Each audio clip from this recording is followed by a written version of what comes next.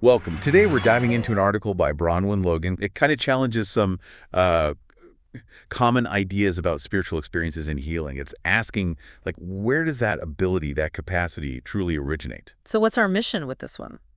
Well, our mission is to really dig into the author's perspective here, text, Okay. and see how that connects to what seems like a really simple approach to healing.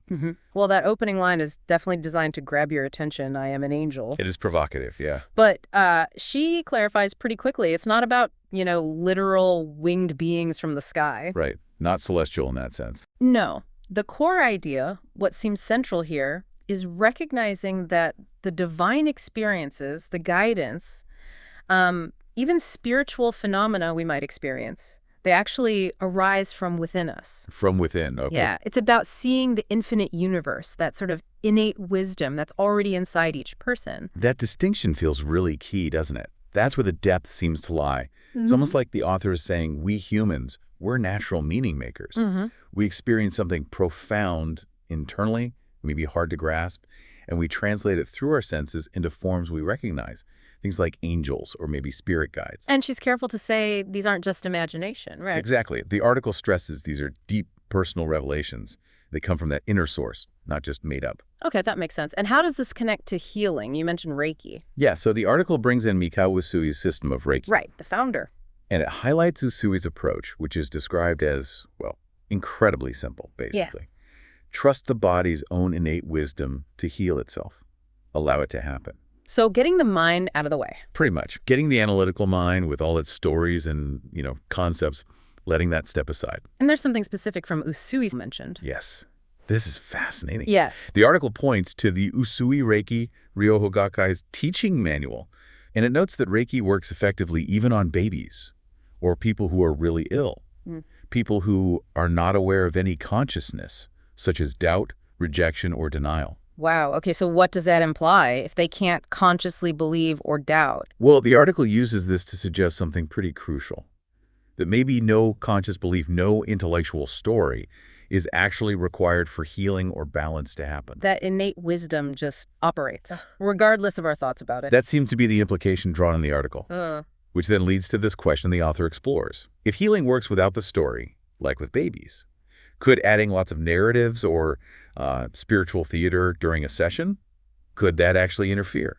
Interfere with the simple, direct healing the body wants to do. Yeah, the article seems to suggest the story is optional, maybe even sometimes a distraction from what's actually effective. Okay, so let's circle back to the inner angel then.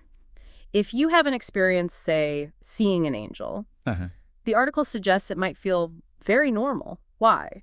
Because in her words, that angel is me. So it's not an external visit, but like recognizing qualities already inside you. Exactly. Recognizing compassion, wisdom, presence, that healing capacity, seeing it as part of your own internal landscape, your own inner universe expressing itself. The author connects this to other ideas too, doesn't she? Like ikigai? She does, yeah. Mentions ikigai, that Japanese concept of finding purpose where your gifts meet the world's needs, and also that Zen paradox from Shunryu Suzuki. Yeah. You are perfect as you are, and you could use a little improvement. Right. So both complete and evolving. Exactly. It's this idea that we're already complete expressions of this inner potential, this, let's say, divine spark, but we're also always learning, growing. And if these spiritual things come from within, it means, well, you don't need someone else to tell you your experience is valid. Right. It frees you from seeking external validation. It's rooted in your own being. And this leads to what the article calls the highest spiritual practice, which is surprisingly simple. Yeah, it's just about showing up fully to what is exactly as it is, without needing to add layers or, as she puts it, spiritual costumes to feel connected or worthy. So no need for embellishment. Seems not. The deep insight here, I think, is that when we stop trying so hard to add things or be something other than we are, we actually connect with this truth. We're already expressions of the same consciousness. The divine isn't separate then. Not in this view.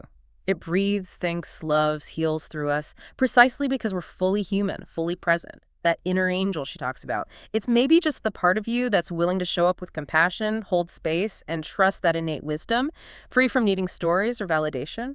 So, bringing this all together from our deep dive into the article, what might this offer you, the listener? Maybe a shift, a different way to view your own potential for healing or connection. Yeah, perhaps seeing that the power you might look for outside, it could actually be right there within you, just waiting to be expressed through simple presence. So here's a final thought, drawing from the source. If healing and connection don't need the big stories, the external, okay, or even conscious belief, what could change for you? What if you simply tried trusting the wisdom that's already in your own body, your own being? What might happen if the focus shifted from seeking something grand outside to simply being fully present with what is right here, right now? Something to mull over.